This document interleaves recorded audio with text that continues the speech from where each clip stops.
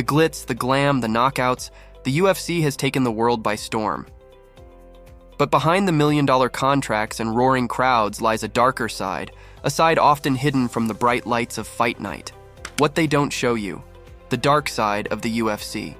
This is the story of the fighters who push their bodies and minds to the limit, battling not just their opponents, but the relentless pressure to win, the ever-present risk of injury, and a system that can sometimes leave them feeling exploited and forgotten. The Ultimate Fighting Championship, or UFC, is the most popular and successful mixed martial arts organization in the world. It showcases some of the best fighters and most exciting bouts in the sport, attracting millions of fans and generating billions of dollars in revenue. But behind the scenes, there is a dark side to the UFC that many people don't know about, a side that involves exploitation, corruption, violence, and even death. In this video, we will expose some of the shocking truths and scandals that have tarnished the UFC's reputation and endangered its fighters. One of the most controversial aspects of the UFC is its treatment of its fighters. The UFC has been accused of underpaying, overworking, and mistreating its athletes, who often have to endure brutal training, injuries, and health risks for a fraction of the profits that the UFC makes. According to a 2019 study by the University of Liverpool, the UFC pays its fighters only about 16% of its total revenue, compared to other major sports leagues that pay around 50%. This means that the average UFC fighter earns less than $30,000 per year, while the UFC's president Dana White has a net worth of over $500 million. Many fighters also have to pay for their own training, medical expenses, and travel costs, and have little or no say in their contracts, schedules, or opponents. Some fighters have even sued the UFC for violating antitrust laws and engaging in monopolistic practices, such as preventing them from signing with other promotions or sponsors. Another issue that plagues the UFC is the prevalence of performance-enhancing drugs, or PEDs, among its fighters. PEDs are substances that enhance physical abilities, such as strength, speed, endurance, or recovery. They are banned by the UFC and other sports organizations as they give an unfair advantage to the users and pose serious health risks to them and their opponents. However, many fighters still use PEDs, either to gain an edge, to cope with injuries, or to meet the demands of the UFC. Some of the most famous fighters who have been caught or admitted to using PEDs include Anderson Silva, John Jones, Brock Lesnar, and TJ Dillashaw. The UFC has tried to combat the problem by implementing a stricter drug testing program in partnership with the US Anti-Doping Agency, or USADA, but the program has also been criticized for being inconsistent, unreliable, and biased. The UFC is also notorious for its violent and bloody nature, which has led to many serious and sometimes fatal injuries. The UFC was founded in 1993 as a no-holds-barred, anything-goes fighting tournament that pitted fighters from different martial arts backgrounds against each other in the octagon. The UFC had minimal rules, no weight classes, no gloves, and no time limits. The only ways to win were by knockout, submission, or the opponent's corner throwing in the towel.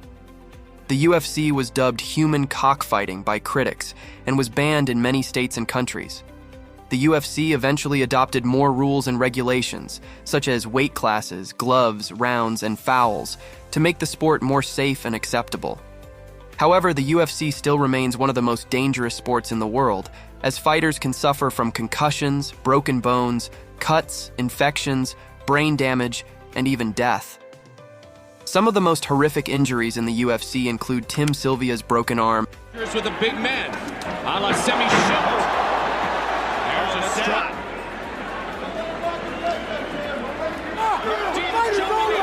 The fight is over. He said it's broken. It's broken. Corey Hill's snapped leg, Dale showing a lot of head movement, eats a nice kick. Oh, Corey fell down, has suffered a broken leg. Whoa! And bam. And Matt Mitrione's swollen eye, Wow, look at the eye of Matt Mitrione. and Michael Bisping's detached retina. There it is again, that left high kick, and Bisping is... But the referee stepped in. The UFC is not only a source of physical harm, but also of mental and emotional distress. Many fighters struggle with the psychological effects of fighting, such as anxiety, depression, PTSD, and addiction. Fighting can also take a toll on the fighters' personal lives, affecting their relationships, finances, and well-being. Some fighters have even committed suicide, such as Shane Del Rosario, Evan Tanner, and Justin Levens. The UFC has been accused of not providing enough support, counseling, or care for its fighters, who often feel isolated, exploited, or abandoned by the organization. Some fighters have also spoken out about the toxic culture and environment of the UFC, which fosters bullying, harassment, and discrimination. For example, female fighters have faced sexism, objectification, and abuse from male fighters, fans, and media. Fighters of color have faced racism, stereotyping, and hate speech from their peers and opponents. And fighters who are LGBTQ+ have faced homophobia, transphobia, and violence from the UFC and its community.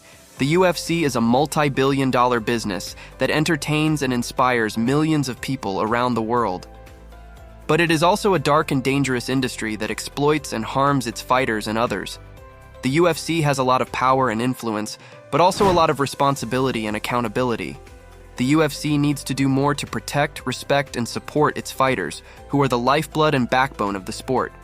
The UFC also needs to do more to promote, educate, and regulate the sport, to ensure its safety, integrity, and sustainability. The UFC has a lot of potential and promise, but also a lot of problems and challenges. The UFC is not just a sport, but a phenomenon, a culture, and a movement. And it is up to us, the fans, the media, and the fighters, to shape its future and its legacy. That's all for today's video. I hope you learned something new and interesting about the dark side of the UFC. If you enjoyed this video, please give it a thumbs up and share it with your friends. And don't forget to subscribe to our channel for more videos like this. Thank you for watching, and see you next time.